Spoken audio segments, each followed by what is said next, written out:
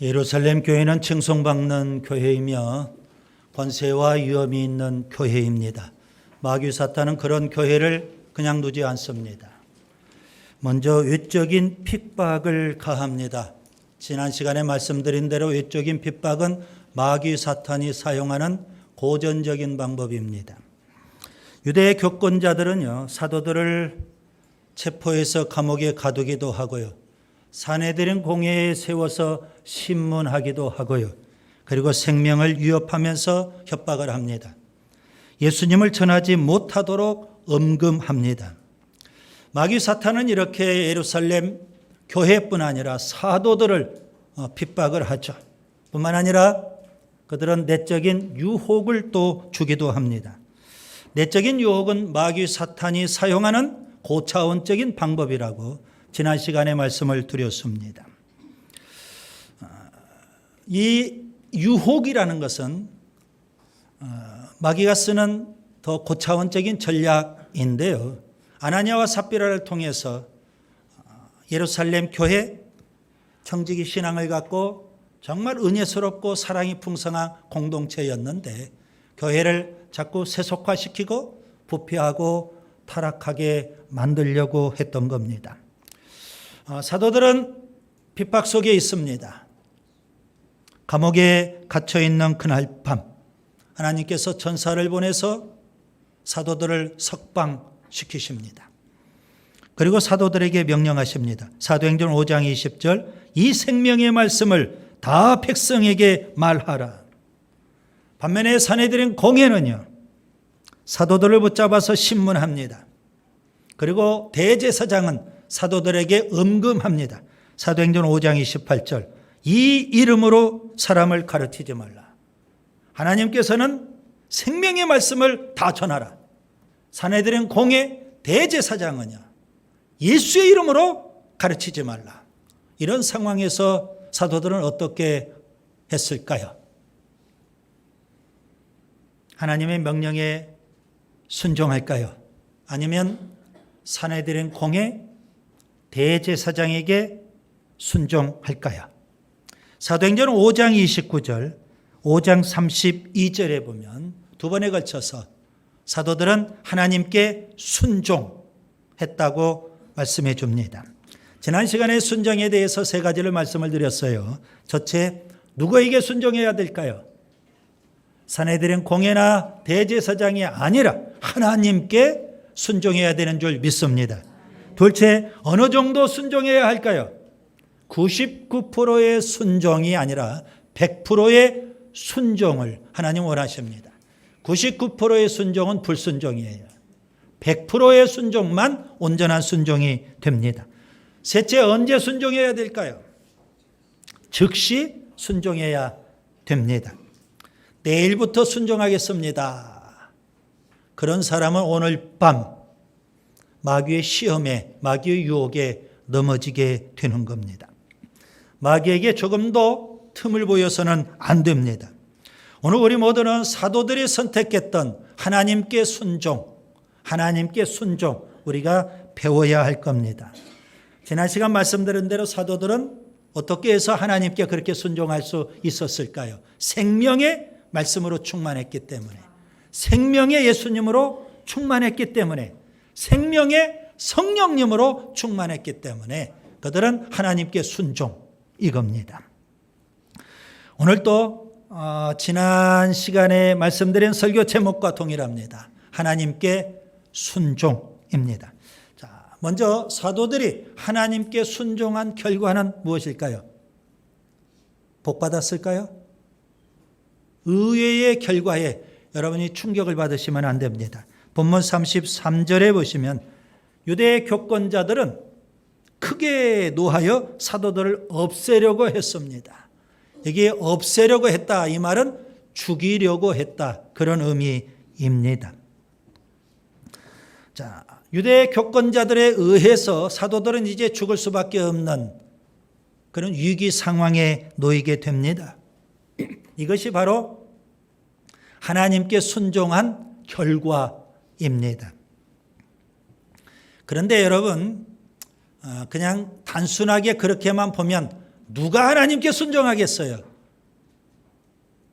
생명을 위협받는 상황에 놓이게 되는데, 여러분 역으로 보셔야 됩니다. 하나님께 순종은 그렇게 쉽게 생각할 일이 결코 아니라는 겁니다. 단순한 게 아니에요. 생명을 걸어야 될 문제입니다. 우리가 가끔 하나님께 순종하겠다고 다짐하면서도 순종하지 못하고 불순종하는 경우들이 의외로 많습니다. 왜 그럴까요? 순종하는 일에 생명을 걸지 못하기 때문에 그런 겁니다. 여러분 아브라함을 보세요. 75세 때 하나님의 부르심을 받습니다. 창세기 12장 1절 너는 너의 고향과 친척과 아버지의 집을 떠나 내가 내게 보여줄 땅으로 가라. 아브라함이 하나님의 그 부르심에 순종하려면 그는 75년 동안 살아왔던 삶의 모든 터전을 다 내려놓고 포기해야 됩니다. 순종이 쉽지 않죠. 하나님께 순종 어려운 일입니다. 아브라함에게 하나님께서 또 명령하십니다. 창세기 22장 2절 내 아들 내 사랑하는 독자 이삭을 번제로 드리라. 아브라함이 25년을 기다렸어요. 100세 때 아들 이삭을 얻었어요. 아브라함의 입장에서 보면 아들 이삭은 본인의 생명보다 더 소중한 아들입니다. 그런 아들을 번제로 드리라니 끔찍한 일입니다. 하나님께 순종 정말 어려운 일입니다. 우리는 흔히 아브라함을 믿음의 조상이라고 표현하죠. 그 아브라함 순종하는 믿음입니다. 그래서 믿음의 조상이 되었던 겁니다. 지금 사도들은 유대 교권자들에 의해서 죽을 수밖에 없는 위기 상황에 놓이게 됩니다. 그때 본문 34절에 보면 가말리엘이 등장을 하게 됩니다. 가말리엘은 바리새인이에요. 그리고 랍비입니다. 율법 교사라고 표현되어 있죠. 유대교의 종파 가운데 바리새파가 있는데요. 그 바리새파를 좀 연구하면 두 가지 주류가 있음을 알게 됩니다. 양대 학파가 있었는데요. 한쪽은 샴마이 학파고 또 한쪽은 힐렐 학파입니다. 성경을 어떻게 해석하느냐, 율법을 어떻게 해석하고 또 율법을 어떻게 준수하느냐, 그 문제 때문에 샴마이 학파와 힐렐 학파가 약간 대립을 벌였던 겁니다. 특별히 샴마이 학파는 율법 해석과 준수 문제에 있어서 보수적인 입장을 취하고 있고 힐렐 학파는 진보적인 입장을 취하고 있습니다. 가말리엘이라는 이 사람은 힐렐 학파에 속한 사람입니다. 특별히 힐렐이라는 사람의 손자입니다. 아주 유명한 랍비 학자였습니다. 우리가 잘 아는 대로 사도 바울의 스승이기도 하죠. 그는 유다 백성뿐만 아니라 유대 교권자들을 통틀어서 존경받는 아주 유명한 인물이었습니다. 그런 그가 오늘 본문 35절부터 39절에 보면 산헤드린 공회에서 발언을 합니다. 지금 유대 교권자들, 특별히 사두개파 사람들은 사도들을 죽이겠다는 겁니다. 그런 그들 앞에 가말리엘이 설득을 하는 겁니다. 이 가말리엘의 발언을 종합해 보면 가말리엘이 어떤 사람인지 세 가지로 좀 정리해 드리려고 합니다. 첫째, 그는 합리적인 사람입니다. 본문 35절에 보면 조심하라 그렇게 권면을 하죠. 사도들을 죽이겠다고 광기를 부리고 있는 유대 교권자들, 그들을 적극적으로 설득을 하고 있는 겁니다.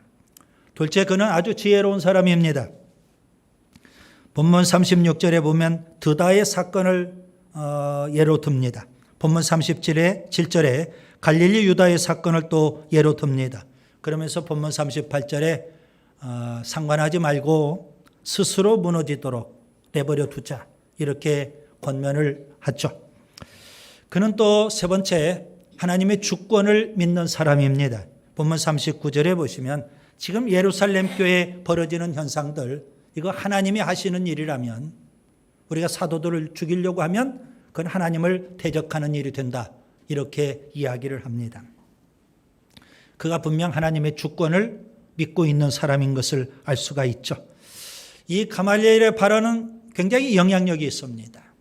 산헤드린 공회, 유대 교권자들, 사도들을 죽이려고 했던 그 마음을 자제합니다. 그리고 본문 40절에 보시면 사도들을 채찍질하고 예수의 이름으로 가르치거나 전하지 못하도록 엄금하면서 석방을 하게 됩니다. 여러분, 여기 채찍질했다 이 표현은 뭐 한 대, 두 대 좀 때리고 석방했다 그런 의미가 아닙니다. 유대법대로 40에 하나 감한 배를 채찍질했다 그런 의미가 되는 겁니다. 사도들은 엄청난 고난과 핍박을 당하고 있는 상황이 있죠. 그런데 가말리엘의 표현 가운데, 진술 가운데 우리가 주목해야 될 표현이 하나 있습니다. 본문 39절, 하나님을 대적하는 자가 될까 하노라. 하나님을 대적한다는 표현. 자, 지난주와 이번 주 설교 제목은 하나님께 순종입니다. 여러분은 하나님께 대적하는 자가 될 겁니까? 아니면 하나님께 순종하는 자가 될 겁니까? 제가 너무 우매한 질문을 던지죠. 답을 들어볼 것도 없이 100% 다 하나님께 순종하는 자가 되기를 다 원할 겁니다. 그런데 문제는 하나님께 순종이 쉽지 않다는 사실입니다. 마치 아브라함이 삶의 모든 터전, 75년 동안 쌓아왔던 모든 삶의 터전을 포기하는 것 이상으로 어렵습니다. 100세에 얻었던 아들 이삭, 얼마나 소중합니까? 그 아들 이삭을 번제에 드리는 것 이상으로 힘들고 어려운 것이 하나님께 순종입니다. 사도들은 산헤드린 공회의 권세 앞에서 하나님께 순종입니다. 죽음의 위협 앞에서 하나님께 순종입니다. 40에 하나 감한 매를 채찍질 맞는 핍박 앞에서 그들은 하나님께 여전히 순종입니다. 여러분은 하나님께 순종하고 계시는지요? 순종하기를 원하는 건 우리 모두 맞습니다. 그런데 실제 우리가 하나님께 순종하고 있는지요? 저는 오늘 본문을 통해서 지난주에 이어서 세 가지를 또 말씀드리려고 합니다. 첫째, 고난 속에서도 기쁨으로 하나님께 순종해야 합니다. 본문 41절을 보세요. 사도들은 그 이름을 위하여 능욕받는 일에 합당한 자로 여기심을 기뻐하면서 공회 앞을 떠나니라. 여러분, 사도들은 고난받는 거 두려워하지 않습니다. 회피하지 않습니다. 고난을 피하여 도망가지도 않습니다. 오히려 고난에 대해서 그들은 적극적인 태도 그리고 능동적인 태도를 취합니다. 고난받는 것 지극히 당연하다는 겁니다. 오히려 기뻐하고 있습니다. 여러분, 그들이 기뻐하는 것은 감옥에서 석방되었기 때문에 기뻐하는 게 아닙니다. 그들이 기뻐하는 건 뭐 때문일까요? 다른 이유가 있습니다. 기뻐할 이유 두 가지를 여러분에게 말씀을 드리죠. 하나는 예수님을 위해서 받는 고난이기 때문에 그들은 기뻐하는 겁니다. 그 이름을 위하여 예수님을 위해서 받는 고난. 또 하나는 생명의 말씀을 다 전하라는 그 하나님의 명령에 순종하는 것이기 때문에, 하나님께 순종함으로 받는 핍박이기 때문에 그들은 기뻐하고 있는 겁니다. 예수님은 산상설교 초반에 팔복을 말씀하셨죠. 그 팔복 가운데 8번째 복, 박해받는 자의 복입니다. 마태복음 5장 10절부터 12절, 의를 위하여 박해를 받는 자는 복이 있나니 천국이 그들의 것임이라. 나로 말미암아 너희를 욕하고 박해하고 거짓으로 너희를 거슬러 모든 악한 말을 할 때에는 너희에게 복이 있나니 기뻐하고 즐거워하라. 하늘에서 너희의 상이 큼이라. 베드로는요, 고난받는 그리스도인에게 편지를 씁니다. 베드로 전후서가 고난받는 그리스도인에게 쓴 편지죠. 그는 이렇게 성도들을 권면합니다. 베드로전서 4장 12절 13절 사랑하는 자들아 너희를 연단하려고 오는 불시험을 이상한 일 당하는 것 같이 이상히 여기지 말고 오히려 너희가 그리스도의 고난에 참여하는 것으로 즐거워하라. 이상히 여기지 말라는 겁니다. 예수님 때문에 당하는 고난 오히려 기뻐하고 즐거워하라. 그렇게 권면하고 있어요. 여러분 고난받아서 지금 사자밥이 되어가고 십자가에 죽어가고 산업을 다 빼앗기고 온갖 어려움을 다 겪고 있는 그리스도인들에게 베드로가 할 수 있는 이야기가 뭘까요? 고난을 피해서 도망가세요. 그런 이야기가 아니잖아요. 고난받는 거 이상히 여기지 마세요. 오히려 주님 때문에 당하는 고난이라면 기뻐하세요. 베드로가 그렇게 말합니다. 사도 바울은요, 고난에 대한 이런 각오를 우리에게 표현하고 있습니다. 골로새서 1장 24절 그리스도의 남은 고난을 그의 몸된 교회를 위하여 내 육체에 채우노라. 아주 적극적입니다. 적극적으로 그리스도의 남은 고난을 몸된 교회를 위해서 내 육체에 채우겠다. 여러분 그리스도인이라면 예수님의 제자라면 마땅히 예수님과 복음을 위해서 교회와 신앙을 위해서 하나님께 순종하기 위해서 좀 손해도 보고 욕도 먹고 글자 그대로 고난도 당하는 것입니다. 그거 이상하게 여겨서는 안 되는 겁니다. 우리는 손해볼 각오가 되어 있지 않아요. 욕먹을 각오가 되어 있지 않아. 이게 문제예요. 주일을 성수하세요. 주일날 사업장 문 닫으세요. 그걸 못해요. 초대교회 성도들은 예수님 때문에 어떤 고난이라도 어떤 손해라도 어떤 핍박이라도 어떤 욕이라도 다 먹을 각오를 되어 있는데 우리는 그 조그만 손해 하나도 입지 않으려고 둘째, 날마다 성전과 집에서 하나님께 순종해야 합니다. 본문 42절을 보세요. 그들이 날마다 성전에 있든지 집에 있든지 예수는 그리스도라고 가르치기와 전도하기를 그치지 아니하니라. 여러분 여기서 두 가지 표현에 여러분 주목하시기를 바랍니다. 하나는 날마다라는 표현이고 또 하나는 성전에 있든지 집에 있든지라는 표현입니다. 사도들은 날마다 하나님의 말씀을 가르치며 전합니다. 하나님께서 다 가르치고 전하라, 말하라 그렇게 말씀하셨기 때문에 사도들은 날마다 순종하고 있는 겁니다. 사도들은 성전에 있든지 집에 있든지 열심히 가르치며 전합니다. 하나님 말씀에 적극적으로 순종하고 있는 겁니다. 사내들인 공회는 예수 이름으로 말하지 마라. 하나님께서는 다 말하라 이거예요. 여러분 누구에게 순종해야 될까요? 꿀먹은 벙어리가 되었어야 될까요? 언제 순종해야 돼요? 날마다입니다. 어디에서 순종해야 돼요? 성전에서 집에서입니다. 네, 여러분 여기 성전과 집 이걸 좀 제가 해석해 드리려고 합니다.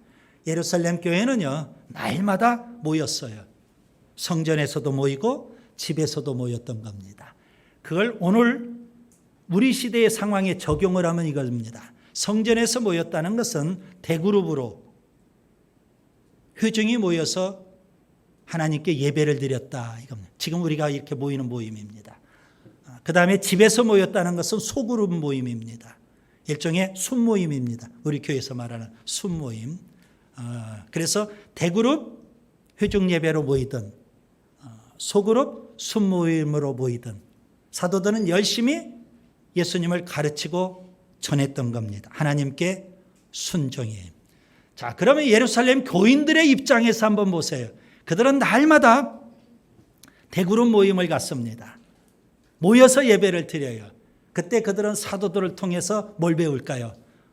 사도들이 사내들인 공회나 대제사장에게 순종하는 것이 아니라 하나님께 순종하면서 우리에게 이렇게 말씀을 가르쳐 주는구나. 하나님께 순종하는 모습을 보고 배우는 겁니다. 소그룹 모임에서도 사도들은 열심히 하나님께 순종해서 예수님을 가르치고 전하는 겁니다. 소그룹 모임에 참석한 예루살렘 교인들은 사도들을 통해서 다른 거 배우지 않습니다. 하나님께 순종, 이걸 배우는 거예요. 여러분, 대그룹 우리가 회중이 이렇게 같이 모여서 예배를 드리면서 여러분이 뭘 고민해야 될까요? 우리는 어떻게 하면 하나님께 순종해야 할까? 오늘 우리 공동체에 주시는 이 하나님의 말씀을 갖고 우리가 어떻게 하면 순종할 수 있을까? 이거 고민하셔야 돼요. 소그룹이 이제 식탁교제와 함께 순모임을 갖죠. 순모임 때 다른 이야기 하지 마세요. 신변 잡기 이야기해봐야 우리 영적으로 무슨 유익이 있겠어요? 남을 비난하거나 욕하는 이야기, 정죄하는 이야기 해봐야 무슨 유익이 있겠어요? 오늘 강단을 통해서 하나님 우리에게 주신 말씀, 구체적으로 우리에게 어떻게 하면 순종을 할까? 이거 고민하면서 고백해야 되는 거 아닐까요? 예루살렘 교회가 그랬더라는 겁니다. 여러분, 교회는 어떤 것일까요? 하나님을 믿는 공동체죠. 달리 표현하면 하나님께 순종하는 공동체입니다. 그것도 날마다 회중 예배를 드리면서 또 순모임을 가지면서 우리가 훈련해야 될 것은 하나님께 순종. 우리 한번 따라서 합시다. 하나님께 순종. 셋째, 복음을 전하기 위하여 하나님께 순종해야 합니다. 본문 42절을 다시 보세요. 예수는 그리스도라고 가르치기와 전도하기를 그치지 아니하니라. 여러분, 사도들이 가르치며 전했던 내용은 무엇일까요? 그 내용은 유대교에서 유대 교권자들이, 특별히 사두개인들이 가장 싫어하는 내용입니다. 예수는 그리스도다. 이거예요. 여러분, 예수는 그리스도다. 예수님은 구세주다. 무슨 의미예요? 예수님은 우리의 모든 죄를 지고 십자가에 죽으셨지만 사망 권세를 이기고 부활하셨습니다. 그런 의미가 거기에 담겨 있는 거예요. 예수님은 그리스도이십니다. 이것을 우리는 복음이라고 표현하는 겁니다. 여러분, 초대교회 때는 예수님의 십자가의 죽음과 부활이라는 이 복음을 전했던 겁니다. 사도 바울을 보세요. 고린도전서 15장 3절과 4절에 이는 성경대로 그리스도께서 우리 죄를 위하여 죽으시고 장사 지낸 바 되셨다가 성경대로 사흘 만에 다시 살아나사 십자가의 죽음, 부활, 이것이 바로 진정한 복음이에요. 그런데 오늘 우리 시대를 보면 너무 안타까워요. 교회는 많아졌는데 다른 복음이 난무하고 있어요. 다른 복음을 열심히 전하면서도 나는 하나님께 순종하고 있다, 그렇게 스스로 생각하겠죠. 나는 사명에 살고 있다, 그렇게 스스로 자부하겠죠. 참으로 안타까운 일이 오늘 우리 시대에 너무 많이 벌어져요. 여러분, 이단들이 전하고 있는 거짓된 교리만 다른 복음이 아닙니다. 세상적인 성공, 물질적인 축복, 적극적인 사고, 육신적인 행복, 이걸 복음으로 포장해서 전하고 있는 겁니다. 여러분, 부패하고 타락한 인간, 지옥의 형벌을 받을 수밖에 없는 인간인 걸 우리가 안다면, 여러분, 물질의 축복이 무슨 복음이 될 수가 있어요? 세상적인 성공이 무슨 복음이 될 수 있냐고요? 육신적인 행복이, 적극적인 사고가 무슨 복음이 될 수가 있어요? 내일 모레면 죽어서 지옥의 형벌을 받게 되는데 타락하고 부패한 인생, 죽을 수밖에 없고 지옥의 형벌을 받을 수밖에 없는 인생의 진정한 복음은 예수님은 그리스도이십니다. 바울은요, 다른 복음에 대해서 이렇게 단호합니다. 갈라디아서 1장 8절, 우리나 혹은 하늘로부터 온 천사라도 우리가 너에게 전한 복음 외에 다른 복음을 전하면 저주를 받을지어다. 여러분, 사도들이 유대 교권자들, 특별히 사두개인들로부터 핍박을 받는 이유는 무엇일까요? 예수님은 그리스도이십니다. 이 복음을 전하기 때문에 핍박을 받는 거예요. 사도들은 핍박을 받으면서 왜 예수님은 그리스도라는 이 복음을 전할까요? 이 복음을 전하지 않으면 핍박도 없고 생명의 유업도 없는데 왜 핍박을 받으면서 생명의 유업을 받으면서 예수님은 그리스도이십니다. 이 복음을 전할까요? 하나님의 명령이니까 하나님께 순종하기 위해서, 예수님께서 주신 지상명령이니까 그 명령에 순종하기 위해서입니다. 이제 말씀을 정리합니다. 예루살렘 교회는 칭송받는 교회입니다. 그런데 마귀 사탄은 그런 교회를 그냥 놔두지 않습니다. 외적인 핍박을 줍니다.